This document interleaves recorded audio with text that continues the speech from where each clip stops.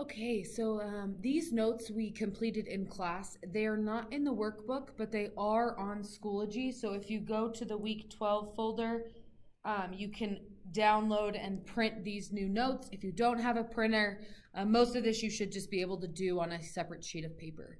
So go ahead and pause the video and try the first half of this page and see how much you can get through before we go through it together. So pause the video and try those on your own.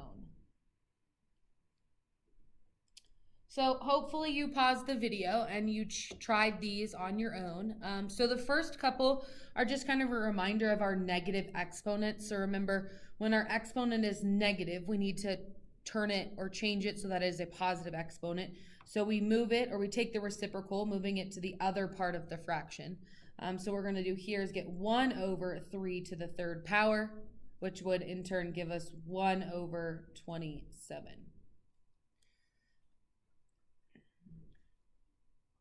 So same thing here. When I have a negative exponent, the first thing we want to do is make it positive. So we change its position in the fraction. You always assume when there is not a fraction that it's on top of the fraction. So we move it to the bottom, which gives us 5 squared. Remember, when you move it to the bottom and there's nothing on the top, you put a 1 over it as a placeholder. So I would end up with 1 over 25.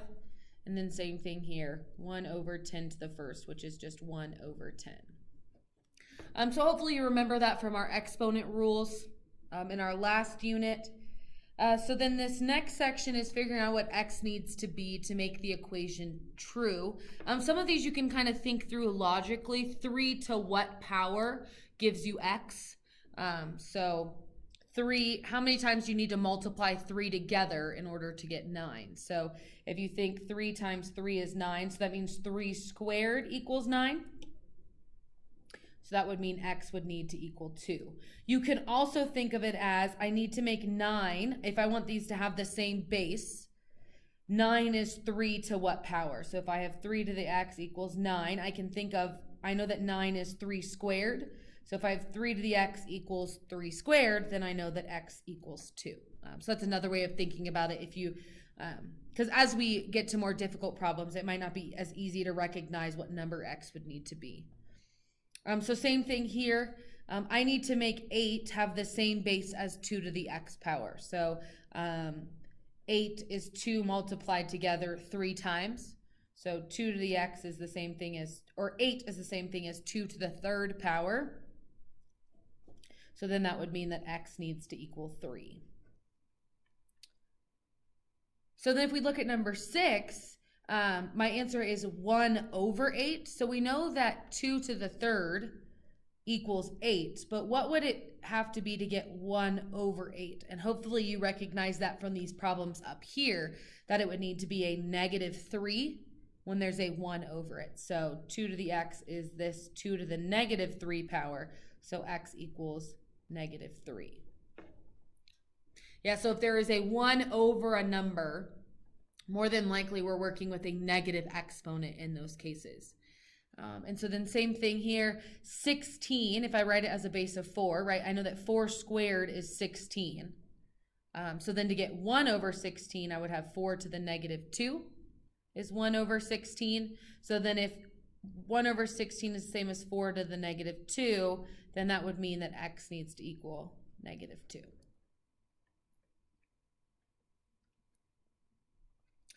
So then this one says, what about 9 to the x power equals 3? So at this point, we've been changing this number to match this base, but there's really no way 3 is not 9 to some power. If you think about it, really I could write 9 as this base, right? 9 is 3 squared. So if you thought about that as 3 squared with that x also as the exponent, and then this is 3 to the first, then instead of x equaling, we have 2x equals 1. So then if I solve for x, x would equal 1/2. So there's actually the possibility of our exponents not only being positives or negatives, but also having a fraction. And that's what we're going to kind of go into today with our notes. So a rational exponent is a fraction exponent used to represent powers of the numbers or the variables. So the numerator of the fraction, the numerator represents the power, the denominator represents the root. So you can see here, if I have if this is the power m over n is the root, right? Most of the time we talk about square roots, but we can have cubed roots, fourth roots. So n can really be any number greater than 1. And then m is raising this to some power. And the only difference here is the form that we're writing it in. We still have the n as the root, but the difference here is, are you doing a to the m power first and then taking the root, or are you taking the root and then doing the power? There's kind of preferences on which one makes more sense, but writing it either of these ways is totally acceptable. So if you write them one way, it's not wrong. But when we start getting into actually evaluating, sometimes it makes more sense to do one of these than the other first. And we'll get into that a little bit later in our notes. So just really quick, converting to and from our radical form. So if we're given it in our fraction form, we can then write it as, right, x to the 2/3 means that 3 is my root and 2 is my power. Then we can also go the other way. If we see something written like this, then we know that 2 is the numerator and 3 is the denominator. So just being able to go back and forth.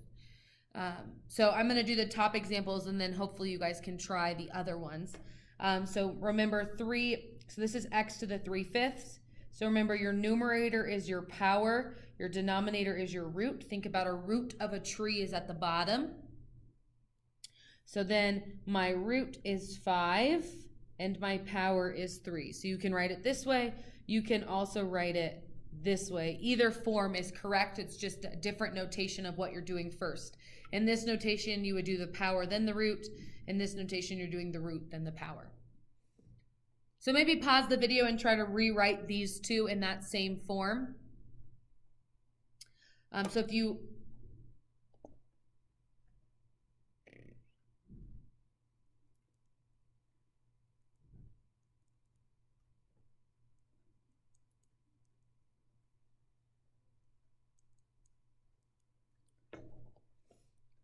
if you pause the videos, you should be looking at answers like this. Notice that when the 2 was at the bottom, I didn't write a number 2 here. 2 is kind of the assumed of a square root, so it's not necessary to write the 2. We really don't need it, and we shouldn't write it if it's the 2. That's just like every time you write an x, writing a 1 in front of it. It's not necessary. So then going the other way, if I have it in the root form and I want to write it, so just like I was saying, if there's not a number here, that's an assumed 2, right? That's an imaginary 2 that's sitting here. So this would be my power is 3 over my root, which is 2. So this would be a, and that's a terrible 3, a to the 3 over 2 power. So again, pausing this video to try to rewrite in our other form. So hopefully if you pause the video and tried these yourselves, you got b to the 2/5 and x to the 2 over 3. So this is going to become important when we're going into our next unit, because we are going to see these fractions, and we have to know what it means and how we can rewrite it to help us solve. So if we go to the back of our notes, we can actually, sometimes when there's a number, instead of just being an x, we can simplify these rational expressions. So if you take a minute and you type in the cubed root of -8 into your calculator, what do you get? So on a calculator, there usually is a cubed root button. If you are using your phone like I am, I would type in -8 first, and then I would hit this cubed root button right here, and it would tell me that I get -2. You can also do that on your calculator as well. Now if I try to take the square root of -8, again, typing in -8 first on my calculator and then hitting the square root button, I would see error. And so why, when we do the cubed root of -8, we can get -2, but when we do the square root, we get an error. So take a minute, think about it, jot some ideas that you have down. But really what we should conclude is the cubed root means that there are 3 of them. I need 3 -2's in order to get -8. So I have 3 of those and I can get -8. Square root just means that there are 2 numbers being multiplied together. So if I multiply two numbers together, so for instance, if I multiply 2 times 2, I get positive 4. If I multiply negative 2 times negative 2, I also get positive 4. So there's no way in a square root that I would be able to get a negative number. That goes back to our imaginary ones. We're not going to use imaginaries in this unit, but this goes back to having an imaginary answer here instead of a real answer. So square roots are not going to produce negative numbers. So just keep that in mind. Cubed roots, and actually any odd root can do a negative number, any even root cannot. So even the 4th root of negative 8 would give you an error, the 6th root of negative 8 would give you an error, etc. So just keep that in mind. Also keep in mind that when I take the cubed root of something, like if I take the cubed root of negative 8, I get negative 2. If I take the cubed root of 8, I get positive 2. Right? So there's the sign there really does matter in determining our answer.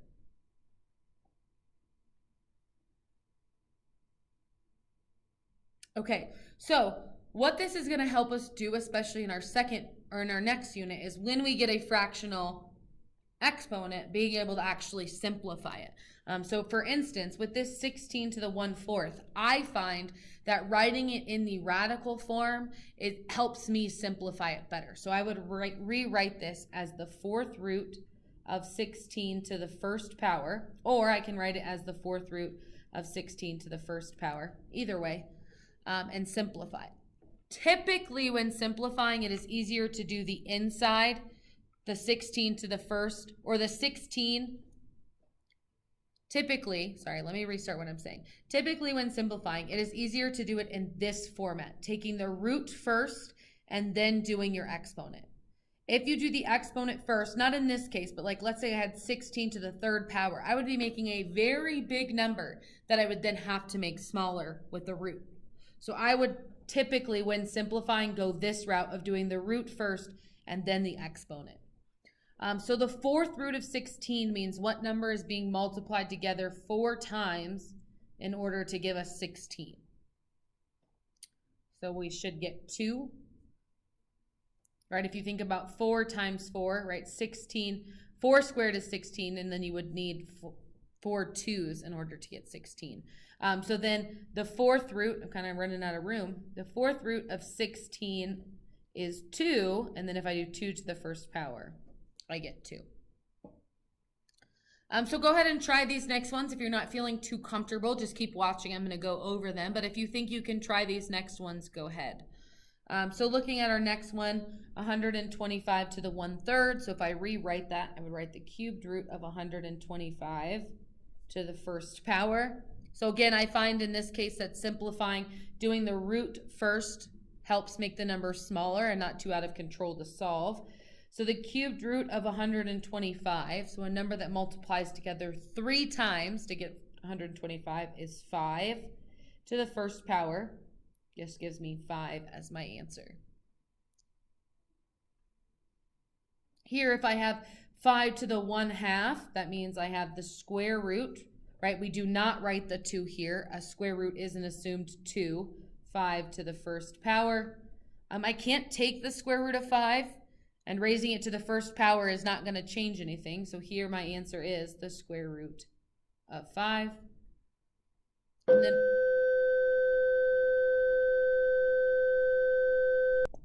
sorry guys, you had to listen to that. Hopefully it didn't hurt your ears. So then this one again, writing the square root of 196. The 2 is assumed here. And then if you wanted to write to the 1st power, but again, raising anything to the 1st power is not going to change it. So the square root of 196 is 13, and then 13 to the 1st power is still 13. So these ones were nice because all of our powers were 1. So after we took the root, there wasn't really anything to do after that. If we look at these next ones, that's not quite the case. When I rewrite this, I'm going to rewrite it as the square root of 25. Right, my assumed 2 here, to the 3rd power. And again, this is really where I recommend doing the root first. If you did 25 to the 3rd power, you've come up with a very big number that you then have to know the square root of. And if you don't have a calculator, that's going to be extremely hard to do. Wow, I know the square root of 25 is 5, and now I'm just doing 5 cubed. That's a much smaller and easier number to multiply together. 5 times 5 times 5. I know 5 times 5 is 25. Times 5 again would give me 125. So again, taking that root first can eliminate trying to work with really large numbers. So if you feel confident still, you can pause the video and try these 3. If not, keep watching and we'll go over it together. So first, most importantly, I find that the way to simplify this is by rewriting it in radical form. So I'd rewrite this as the 5th root of negative 32 to the 3rd power. So then I need 5 of something multiplied together to give me 32. Remember, you're multiplying something together 5 times, so it's gonna get pretty big quickly if you pick too big of a number. So here we should be using the number 2 or negative 2 because it's a negative on the inside. So I have negative 2. Right? If I multiply negative 2 together 5 times, I would end up with negative 32, and then negative 2 to the 3rd power would give me negative 2 times negative 2 times negative 2, which is negative 8. So anytime you're taking the root of a number, start smaller because remember when you're multiplying it together, it's going to increase very quickly. So then for number 5, I would rewrite it first. So this is the 4th root of 16 to the 3rd power. So then the 4th root of 16 is in fact 2. Right, if I multiply 2 together 4 times, I get 16, and then 2 to the 3rd is positive 8. Sorry about that. I'm almost done, and hopefully you won't have to hear the other bell. When I rewrite this, this is the square root of 36 to the 3rd power. Remember, we do not write the 2 there. Any 2 at the bottom is just the square root. The square root of 36 is 6 to the 3rd power, means 6 times 6 times 6. I know 6 times 6 is 36. So then if I do 36 times 6, I get 216. So hopefully these notes helped. We did a Kahoot in class just to kind of reinforce the idea. And then we moved on to our next set of notes.